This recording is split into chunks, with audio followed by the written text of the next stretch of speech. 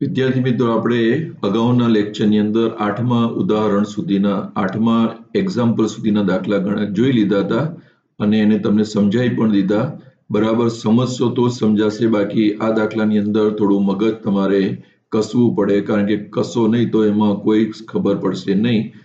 9મો દાખલો જે છે એમાં જો પ્રથમ 5 પ્રાકૃતિક સંખ્યાઓમાંથી 2 સંખ્યાઓ યાદચ્છિક રીતે પસંદ કરવામાં આવે છે. પ્રથમ 5 પ્રાકૃતિક સંખ્યા એટલે કઈ કઈ? 1, 2, 3, 4 અને 5. જો પસંદ થયેલ બે સંખ્યાઓનો સરવાળો ઓછામાં ઓછો 6 હોય તે ઘટનાને A અને પસંદ થયેલ બે સંખ્યાઓનો સરવાળો યુગ્મ હોય તેને B વડે B કહેવામાં આવે. તો નીચેની ઘટનાઓ દર્શાવતા ગણ લખો. હવે જો U બરાબર કેટલા થશે? 1, 2, 3, 4 અને 5. હવે પસંદ થયેલ બે સંખ્યાઓનો સરવાળો ઓછામાં ઓછો 6 હોય. ઓછામાં ઓછો 6 એટલે 6 થી વધારે હોય તો ચાલે. તો જો 1, 5 6 થશે, બરાબર. 1, 5 કેટલો થશે? 6 થશે. એટલે પસંદ થયેલ બે સંખ્યાઓમાં 1, 5 આવે તો એ ઘટનાને આપણે શું કરીશું? A વડે દર્શાવીશું. એટલે A બરાબરમાં કયું આવશે? 1 અને 5 આવશે, બરાબર. પસંદ થયેલ બે સંખ્યાઓનો સરવાળો યુગ્મ હોય. હવે યુગ્મ હોય એને આપણે B વડે દર્શાવવાનું. B બરાબરમાં યુગ્મ હોય તો જો પસંદ થયેલી સંખ્યાઓ કઈ કઈ આવે? પહેલા તો 1 ની સાથે તમારે 2, 1, 3, 1, 4, 1, 5, 2, 1, 2, 2, 2, 3, 2, 4, 2, 5, બરાબર. 3, 1, 3, 2, 3, 3, 3, 4, 3, 5, બરાબર. જે એક વાર આવવી જોઈએ, બીજી વાર આવવી જોઈએ નહીં. એમાં યુગ્મ એટલે કે કેવા? બેકી. તો 1, 1 એનો સરવાળો 1 ની સાથે 2 લઈએ, બરાબર. 1 ની સાથે 2 લઈએ તો 3 થાય, ને 1 ની સાથે 3 લઈએ તો 4. એટલે 1, 3 આવે, પછી 1, 4 ના આવે, 1, 5 આવે. પછી 2 ની લાઈનમાં શું આવશે? 2 ની સાથે તમે શું લો? 1 લો તો નહીં આવે, 2 ની સાથે 2 લેશો તો આવશે. એટલે એ ઘટનાઓને બધા તમારે શેના વડે દર્શાવવાની? B વડે. પછી તમારે U, તો U તો તમે શોધી કાઢ્યો. U બરાબર 1, 2, 3, 4 અને એમાં સંખ્યાઓ આપણે જે લઈએ છીએ તમારે ચગડિયા કૌંસમાં બતાવી દેવાની. 1 ની સાથે 2, 1 ની સાથે 3, 1, 4, 1, 5. પછી 2 ની લાઈનમાં 2 ની સાથે 1, 2, 2, 2, 3, 2, 4, 2, 5. 3 ની લાઈનમાં 3, 1, 3, 2, 3, 3, 3, 4, 3, 5. તો એ આ પછી A શોધી કાઢવાનો. B. હવે A યોગ B એટલે A અને B બંનેમાં હોય તેવી એક જ સંખ્યા બીજી વાર આવે નહીં. તો એ બંનેમાં જે હોય એ અને છેદ એટલે આ બંનેમાં હોય તેવી સામાન્ય સંખ્યાઓ, કોમન છેદ, બરાબર. A1 એટલે એની પૂરક, એટલે એમાં હોય, એમાં ન હોય અને યુમાં હોય, એટલે કે સાર્વત્રિક ગણ યુમાં હોય નિદર્શાવકાશમાં, એવી એની શું થશે? પૂરક ઘટનાઓ થશે.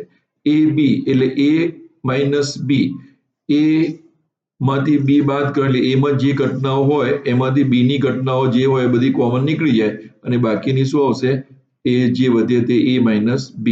હવે A ડેશ છેદ B એટલે આ A ડેશ જે શોધી હતી તે અને આ B એનો શું કરવાનો છે? છેદ શોધવાનો. એટલે બંનેમાંથી સામાન્ય.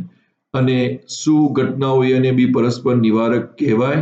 એટલે ઘટના A બને ત્યારે B બને છે, તો ના બનતી હોય તો એને પરસ્પર નિવારક કહેવાય, અને બનતી હોય તો ન કહેવાય, બરાબર. આ પ્રયોગના નિદર્શાવકાશના નિદર્શ બિંદુઓની સંખ્યા લખો. તો જે આવતા હોય નિદર્શ બિંદુઓ એ અહીંયા આપણે ટોટલ બતાવી દેવાનું. 10મો દાખલો તમારે એ જ રીતે આગળ ગણી શકો. પછી 11મો દાખલો અને 12મો દાખલો, બરાબર. કે તે 13મો, 14મો અને 15મો, બરાબર. તો આ દાખલાની અંદર બી તમારે શું કરવાનું છે? જે રીતે આપણે આ ગણીએ છીએ જ રીતે 10મા દાખલાની અંદર પણ 3 સ્ત્રીઓ અને 2 પુરુષો છે. યાદચ્છ તાલીમ આપવા માટે એકને પસંદ કરવામાં આવે છે. જો તાલીમ માટે પસંદ કર્મચારી સ્ત્રી હોય તો તે ઘટનાને A અને કર્મચારી પુરુષ હોય તો તે ઘટનાને B વડે, બરાબર. તો 3 સ્ત્રી અને 2 પુરુષ છે, બરાબર. એટલે 3 સ્ત્રીમાં F1, F2 અને F3 ને પુરુષમાં M1 અને M2. એ રીતે આપણે U મળી ગયો. પછી એમાં શું આવશે? F1, F2 અને F3. અને કર્મચારી પુરુષ હોય ઘટનાને A વડે, સ્ત્રી હોય એને A એટલે F1, F2, F3. અને B માં શું આવશે? M1 અને M2. પછી A યોગ B ને A છેદ B ને A ડેશ છેદ B, બરાબર. એનો A ડેશ શોધીને એની B ની છેદ ઘટના શોધી કાઢવાની. હવે આ 52 પત્તા જે છે ને એમાં કુલ કેટલા પાના હોય? 52. એમાં 52 માં 13 લાલના, 13 કાળીના, 13 ચરકટના અને 13 પુલ્લીના, એટલે 13 ચોકું 52. હવે પત્તું કાળીનું હોય તે ઘટનાને આપણે એ વડે બતાવવાનું છે. તો એ વડે બતાવવામાં શું આવશે? બરાબર, આપણે ફુલ્લી કાઢીને આપણે જો બ્લેક વડે દર્શાવીએ, બરાબર, તો બી, બરાબર, B1 B2 B3 એમ B10 સુધી, પછી બી નો ગુલામ આવે, બી ની રાણી આવે અને બી નો રાજા આવે, એટલે કુલ 13 પાના થઈ ગયા. બી થી એકાથી લઈને 10 સુધી, પછી ગુલામ, રાણી અને રાજા. તો એ આપણને એ ઘટના મળશે. હવે બી ઘટના, તો ચહેરાવાળું ન હોય તે ઘટનાને બી કહીએ. તો બરાબર, ચહેરાવાળું ન હોય તો એને બી માં કઈ આવશે? ચહેરાવાળું ન, એટલે ચહેરાવાળામાં શું હોય? ગુલામ, રાણી ને રાજા 3 ચહેરાવાળા હોય. હવે બાકીના બધા કેવા હોય?